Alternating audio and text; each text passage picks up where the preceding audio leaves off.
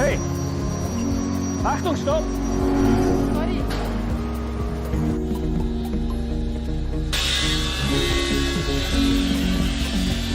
Hey, Charlotte, du bist laut da rein.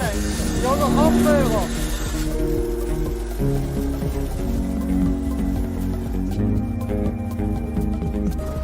It's good. Work with it.